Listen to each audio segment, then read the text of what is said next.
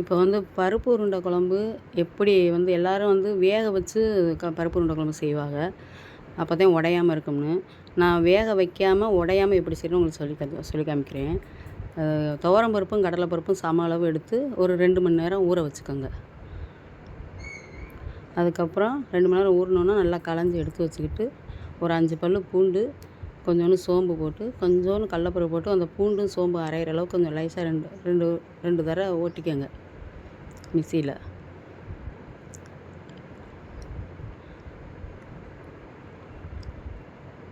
அதுக்கப்புறம் மிச்சம் இருக்க பருப்பெல்லாம் அதோடு போட்டு கொஞ்சம் கொரப்பாக அரைச்சிக்கோங்க. இதுக்கு வந்து தேவையானது என்னென்ன சேர்க்கணும்னு சொல்கிறேன். கொஞ்சோண்டு மஞ்சத்தூள், 2 கைப்பிடி அளவு வெங்காயம்,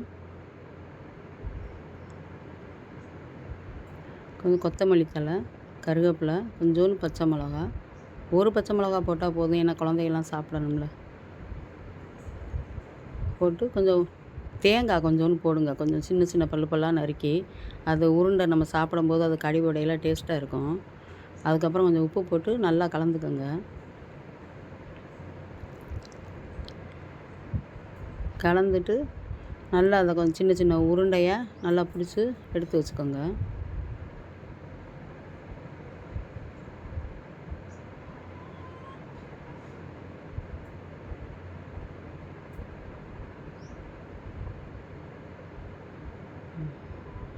சின்ன சின்ன உருண்டைகளாக பிடிச்சி ஒரு தட்டில் தனியாக எடுத்து வச்சுக்கோங்க. இது வேகலாம் வைக்க வேணாம்.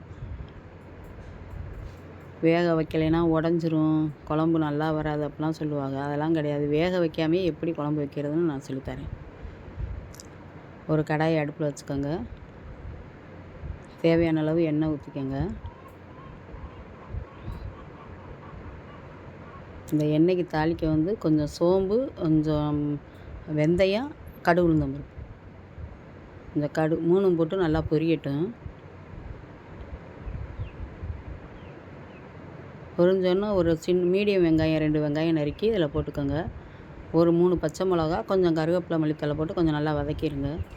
ரொம்ப கருக வதக்கணும்லாம் தேவையில்லை. கொஞ்சம் கண்ணாடி பதம் வந்தால் போதும்.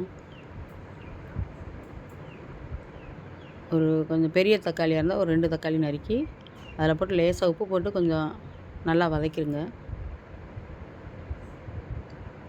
அதுக்கப்புறம் ஒரு பெரிய எலுமிச்சம்பழம் அளவு கொஞ்சம் புளி எடுத்து ஊற வச்சுருங்க. உங்களுக்கு எவ்வளோ குழம்பு வைக்கிறீங்களோ அதுக்கு தேவையான அளவு.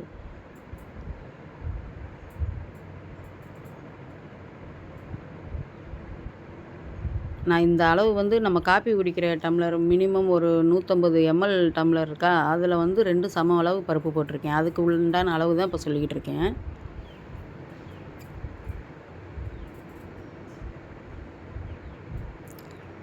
இது வந்து தனி மிளகாத்தூள். அதுக்கப்புறம் மல்லித்தூள், தனி மிளகாத்தூள் 2 ஸ்பூன் போடுங்க. மல்லித்தூள் வந்து ஒரு 2.5 ஸ்பூன் போடுங்க. நான் மல்லித்தூளில் வந்து எல்லாமே போட்டு அரைச்சிருக்கேன். எல்லாமே அரைச்சது அது. போட்டு கொஞ்சம் வதக்கிட்டு அதுக்கப்புறம் புளியை கரைச்சி ஊற்றிட்டு தேவையான அளவு தண்ணி ஊற்றி உப்பு போட்டு நல்லா கொதிக்க வச்சுருங்க. நல்லா மலன்னு குழம்பு கொதிக்குதா, இந்த கொதிக்கையில் இந்த உருண்டைகளை பூரா எடுத்து கரெக்டாக ஒவ்வொன்றா தனித்தனியாக அப்படி கொதிக்கையில் அப்படியே போட்டுருங்க. கரண்டி போட்டு கிண்டிடக்கூடாது. இப்போ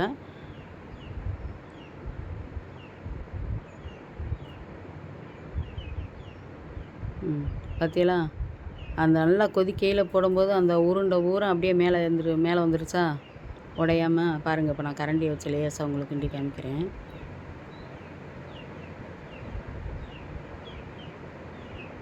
லேசாக கொதிச்சு வரையில் மல்லித்தலை போடுங்க, கொஞ்சம் வாசமாக இருக்கும்.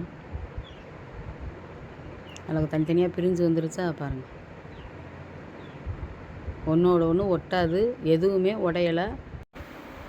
இந்த மெத்தட்லேயே நீங்கள் குழம்பு வச்சு சாப்பிட்டு பாருங்கள். நீங்கள் எப்போவும் வைக்கிறத விட அந்த குழம்பு டேஸ்ட்டாக இருக்கும்.